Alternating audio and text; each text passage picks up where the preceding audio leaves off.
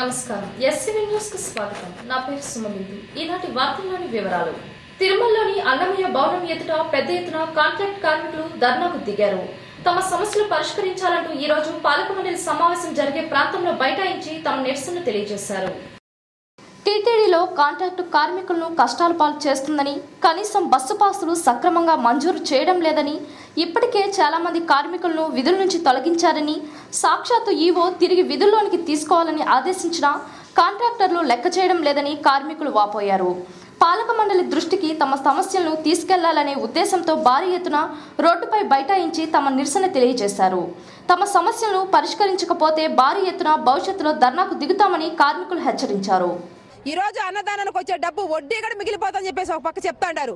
ఎక్కడెక్కడో పోయేసి ఏ జిల్లాల్లో ప్రపంచవ్యాప్తంగా గుళ్ళు గెస్ట్ హౌస్ అంతా కడుతున్నారు.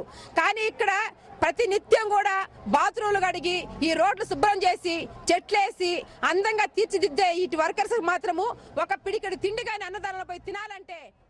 తిరుమలలోని అన్నమయ్య భవనంలో శుక్రవారం జరగాల్సిన పాలక మండలి సమావేశం రద్దు చేశారు. అసెంబ్లీ సమావేశాలు జరుగుతున్న నేపథ్యంలో ఈ నిర్ణయం తీసుకున్నారు.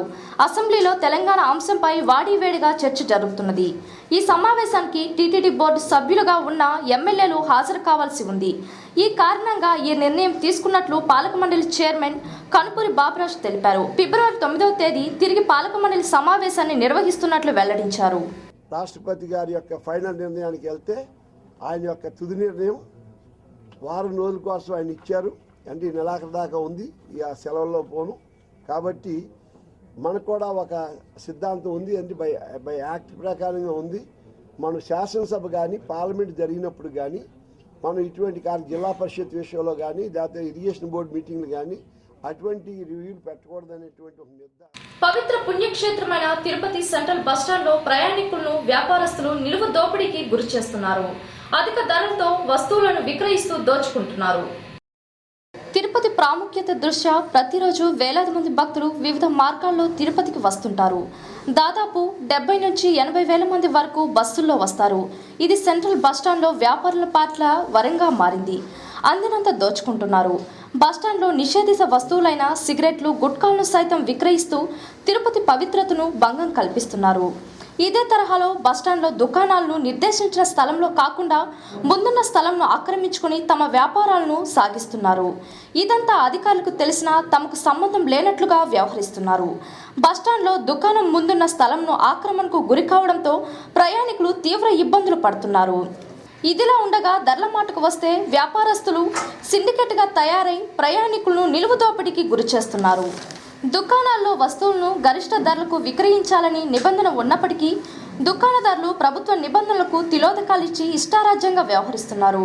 రెట్టింపు ధరలకు విక్రయిస్తూ ప్రయాణికుల జోబులకు చిల్లులు పెడుతున్నారు. శ్రీవారికి నిలువు దోపిడీ ఇయ్యకముందే తిరుపతి బస్టాండ్లో ప్రయాణికులను నిలువు దోపిడీ చేస్తున్నారు.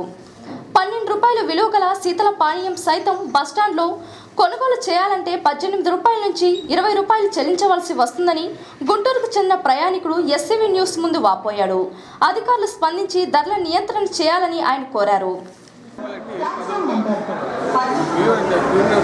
చిన్న చాక్లెట్ అయినా కూడా 2 రూపాయలు 3 రూపాయలు అమ్ముతారు.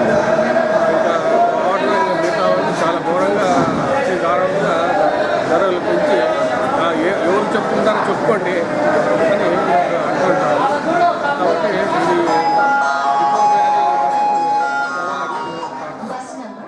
బస్టాండ్లో ధరలను నియంత్రించాల్సిన అధికారులు పట్టించుకోకపోవడం, దుకాణదారులు ఇష్టారాజ్యంగా వ్యవహరిస్తున్నారు. దీంతో మార్కెట్ ధరల కంటే రెట్టింపు ధరలకు వస్తువులను విక్రయిస్తున్నారని మరో ప్రయాణికుడు ఎస్సీవీ న్యూస్కు తెలిపారు. నీరు త్రాగాలన్నా 5 రూపాయలు చెల్లించాల్సి వస్తుందని వాపోయారు. కనీసం మంచి తాగాలనుకున్నా కూడా బయటతో పోతుంటే చాలా రేట్లు విపరీతంగా ఉంటాయి. ఎంతసేపు ప్రయాణాన్ని ఎక్కించుకోవడం ప్రభుత్వం మూలమైనది. ఎంతసేపు వాళ్ళు ఎక్కించుకోవడమే వాళ్ళ విధానం కానీ రక్షణ ఏమిటి అనే విషయం అసలు గాలిగా తెలుస్తుంది. ఎంతసేపు వాళ్ళ ప్రయాణం దోచుకోవడమే వాళ్ళ పని అయిపోయింది. కనీసం బస్టాండ్లో తాగునీరు కనీసం బయట 3 రూపాయలు 5 రూపాయలు. ఇకనైనా ఆర్టీసీ అధికారులు స్పందించి ప్రయాణికుల జోబులు చిల్లులు పడకుండా చర్యలు తీసుకోవాల్సి ఉంది. అయితే అధికారులు ఎంతవరకు స్పందిస్తారో వేచి చూడాలి మరి.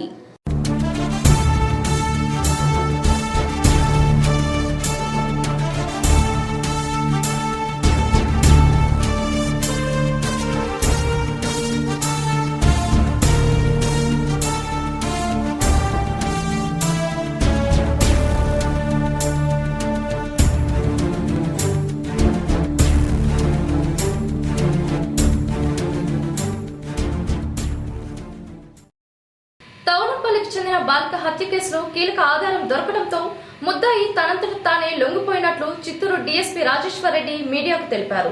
చిత్తూరు జిల్లా తవనంపల్లి మండలం ఎగువ తవనంపల్లి గ్రామంకు చెందిన పూర్ణిమ 7వ తరగతి చదువుతూ సాయంకాలం బడి వదిలిన అనంతరం మార్గ మధ్యమంలో పొలాల వద్ద రేగిపండ్లు ఏరుకుంటుండగా అదే గ్రామానికి చెందిన వెంకటేష్ ఈ నెల 2వ తేదీన అత్యాచారం చేసిన అనంతరం ఈ విషయం బయటపడుతుందన్న భయంతో బాలిక దుస్తులతో గొంతుకు బిగించి హత్య చేసి అక్కడి నుంచి మృతదేహాన్ని గ్రామ సమీపంలోని చిన్నమ్మ చెరువు వద్దకు తీసుకెళ్లి అందులో పడవేసి పరారయ్యాడు.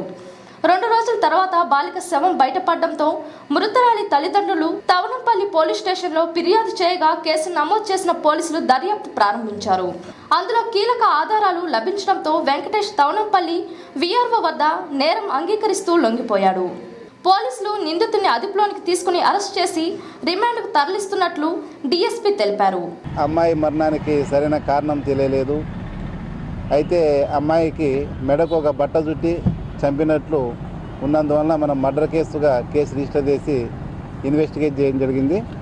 మనకు ప్రాథమికంగా ఎలాంటి ఆధారాలు కూడా మనకు దొరకలేదు ఈ కేసు. ఎందుకంటే ఒక 12 సంవత్సరాల అమ్మాయి మరి మెడకు బట్ట కట్టి అంటే కింద స్కర్ట్స్ లేవు, ఇదేదో అఘాయిత్యం చేసి చంపి అక్కడ పడినట్ల ఉన్నందువల్ల దాన్ని సీరియస్గా తీసుకోవడం జరిగింది. జిల్లా ఎస్పీ గారు కూడా దీనికి దాదాపు 20.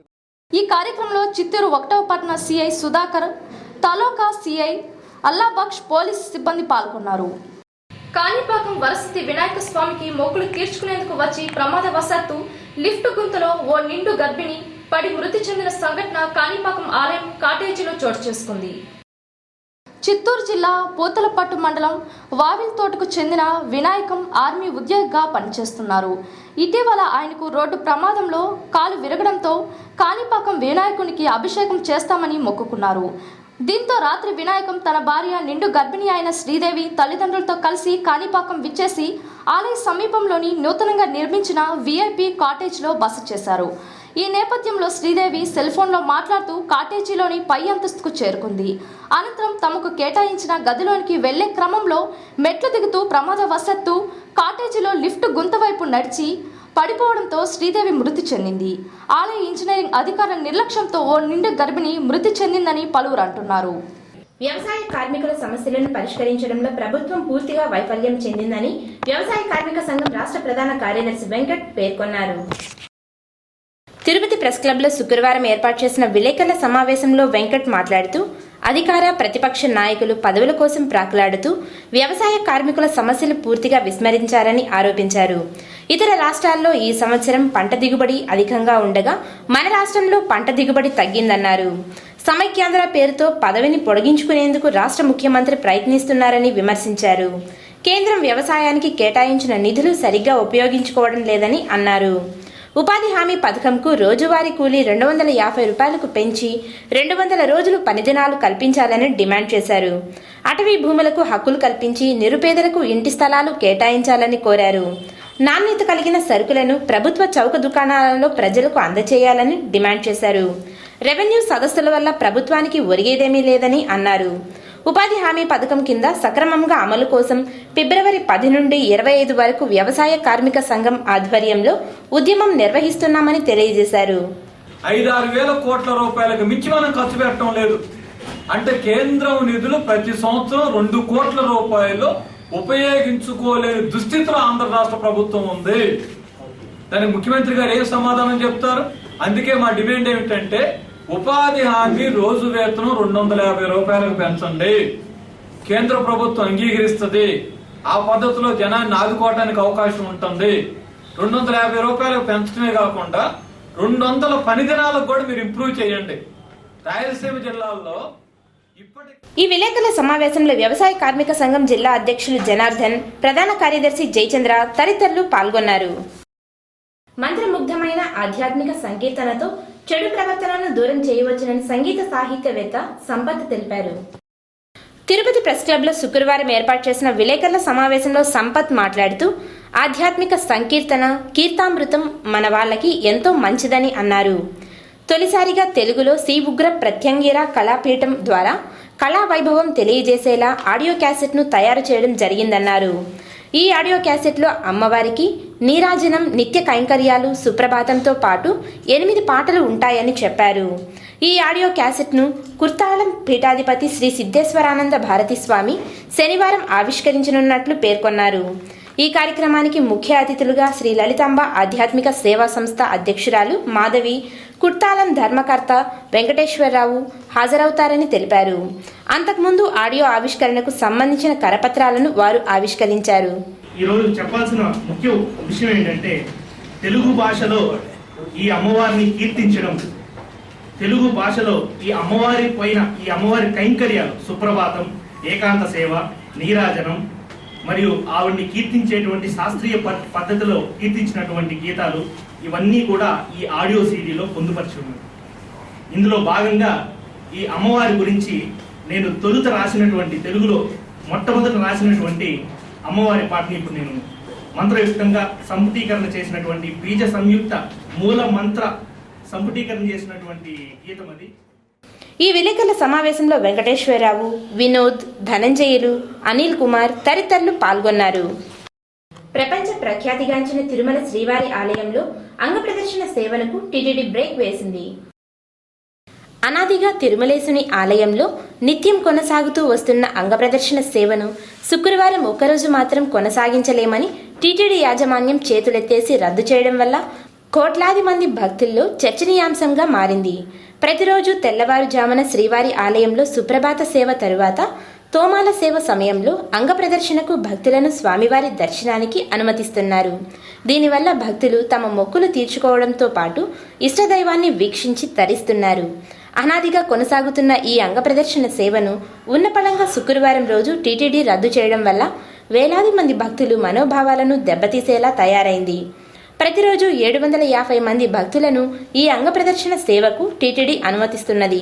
శుక్రవారం రాత్రి, శనివారం ఉదయం జరిగే అంగ ప్రదర్శనను తిరిగి పునరుద్ధరించాలని భక్తులు కోరుకుంటున్నారు. టీటీడీ ముందస్తు సమాచారం ఇవ్వకుండా ఇలా ఉన్నపళంగా రద్దు చేయడం న్యాయమా అని భక్తులు ప్రశ్నిస్తున్నారు.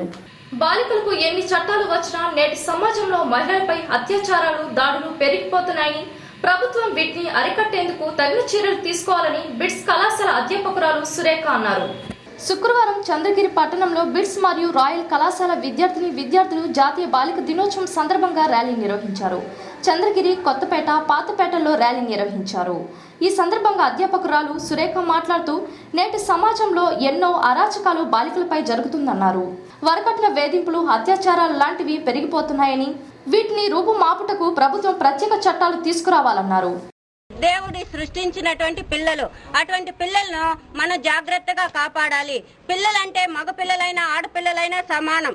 ఈ సమానం అనేటువంటిది ప్రతి ఒక్కరూ పాటించాలి. స్త్రీలను తక్కువగా చూడడం, పురుషులను ఎక్కువగా భావించడము వంశోద్ధారకుడని భావిస్తూ ఉంటారు. అటువంటి ఆలోచనను మానుకోవాలి. అంతేకాకుండా ఇంకా పిల్లలు పెద్దవాళ్ళు అయిన తర్వాత అనంతరం ఎంబీఏ విద్యార్థిని కీర్తిప్రియ మాట్లాడుతూ బాలికల పట్ల చిన్న చూపు చూస్తున్న వారిని కఠినంగా శిక్షించాలన్నారు. గర్భంలో ఉండే బిడ్డ ఆడబిడ్డ అని తెలియగానే హత్య చేయడానికి వెనుకాడని డాక్టర్లకు, తల్లిదండ్రులకు ప్రభుత్వం తగిన రీతిలో బుద్ధి చెప్పాలని చెప్పారు. ఈ కాలంలో జరిగే అమ్మాయిల మీద దురాచారాలు, అత్యాచారాలు ఇవన్నీ నిర్మూలించాలనే, ఇవన్నీ భ్రూణ హత్యలు నిర్మూలించాలి. అమ్మాయి అనగానే కడుపులోనే కరగదీస్తున్నారు. ఎందుకంటే అమ్మాయి అయితే ఇంట్లో నుంచి అన్ని తీసుకెళ్లిపోతుంది, ఆ అమ్మాయి మనకొద్దు అనే టైప్లో చూస్తున్నారు అనమాట ఈ కాలంలో. అలాంటివన్నీ నిషేధించాలి. అమ్మాయిల్ని అబ్బాయిలు ఇద్దరిని సమానంగా చూడాలి. ఇప్పుడు ఈ ఇటీవల కాలంలో అబ్బాయిలతో సమానంగా అమ్మాయిలు కూడా ముందుకెళ్తున్నారు. ఇలాగే కొనసాగాలి. కానీ అమ్మాయిల మీద ఈ కార్యక్రమంలో ప్రిన్సిపల్ భారతి, డైరెక్టర్ గోపాల్ రెడ్డి, అధ్యాపకులు శరత్ కుమార్, విద్యార్థులు పాల్గొన్నారు. జగన్మోహన్ రెడ్డి బుధవారం చంద్రగిరికి రానున్న సందర్భంగా ఆయన పర్యటనను భారీ ఏర్పాటు చేసి విజయవంతం చేయాలని చంద్రగిరి నియోజకవర్గ వైఎస్ఆర్ కాంగ్రెస్ పార్టీ సమన్వయకర్త చెవిరెడ్డి భాస్కర్ రెడ్డి అన్నారు. శుక్రవారం చంద్రగిరిలో వైఎస్ఆర్ కాంగ్రెస్ పార్టీ కార్యకర్తల సమావేశం పార్టీ అధ్యక్షుడు కొటాల చంద్రశేఖర్ రెడ్డి అధ్యక్షతన జరిగింది. జగన్ పర్యటనకు గ్రామాల నుంచి వచ్చి జగన్ ను ఎలాంటి ఇబ్బందులకు గురి చేయకుండా చర్యలు తీసుకునేందుకు కమిటీ ఏర్పాటు చేశారు. ఈ సందర్భంగా చెవిరెడ్డి భాస్కర్ రెడ్డి మాట్లాడుతూ బుధవారం జగన్మోహన్ రెడ్డి చంద్రగిరికి రానుండడం మన అదృష్టమన్నారు. ఎన్నో రోజులుగా చంద్రగిరికి ఆయన రావాలని కార్యకర్తలు అభిమానులు భావించిన వారి కల నేటికి తీరిందన్నారు. ప్రజల్లో జగనన్నను కలవాలి, జగనన్న చూడాలి, ఆయన మాట వినాలి అనే తపనున్నది. అయితే చేయాల్సిందల్లా కూడా ఆ ప్రజలను సభకు తీసుకురావడమే. మనం ఎన్నో సంవత్సరాలుగా జగన్మోహన్ గారు ఎప్పుడు వస్తారు చంద్రగిరికి ఎదురు చూస్తున్నాం, ఆశతో ఉన్నాం, 1000 కళ్ళతో ఉన్నాం. అటువంటి మంచి రోజు మనకు రానున్నది. జగనన్న వస్తున్నా అంటే ఒక పండగ వాతావరణం నెలకొన్నట్టే. ఈ సమావేశంలో నరసింగాపురం సింగిల్ విండో అధ్యక్షుడు మల్లం చంద్రమౌళి రెడ్డి, గుణశేఖర్ నాయుడు, వరలక్ష్మి, కృష్ణవేణి, కోటేశ్వర్ రెడ్డి, ఫరూక్ తదితరులు పాల్గొన్నారు. పరిటాల రవి 9వ వర్ధంతి సందర్భంగా పుదిపట్ల చెర్లోపల్లి కూడలి వద్ద ఘనంగా నివాళులర్పించి అన్నదాన కార్యక్రమం నిర్వహించారు. తెలుగుదేశం కార్యకర్తగా ఉండి ఓ మహా వ్యక్తిగా అనంతపురం జిల్లా ప్రముఖ నాయకుడిగా తెలుగుదేశం పార్టీలో కీలక వ్యక్తిగా ఎదిగి పేద ప్రజల నాయకుడై పోరాడిన పరిటాల రవీంద్ర 9వ వర్ధంతిని ఘనంగా నిర్వహించి నివాళులర్పించారు. ఈ కార్యక్రమం నందు ముఖ్య అతిథిగా టీఎన్ఎస్ఎఫ్ రవినాయుడు మరియు తెలుగుదేశం రాష్ట్ర కార్యదర్శి రమేష్ రెడ్డి విచ్చేశారు. ఈ కార్యక్రమంలో వై శ్రీధర్ నాయుడు, కొనికి చెంగమ్మ నాయుడు, బడి వెంకటేష్ యాదవ్, శ్రీనివాసన్ నాయుడు, యుగంధర్ చౌదరి, నితిన్, మురళి తదితరులు పాల్గొన్నారు. తిరుమల సమాచారం.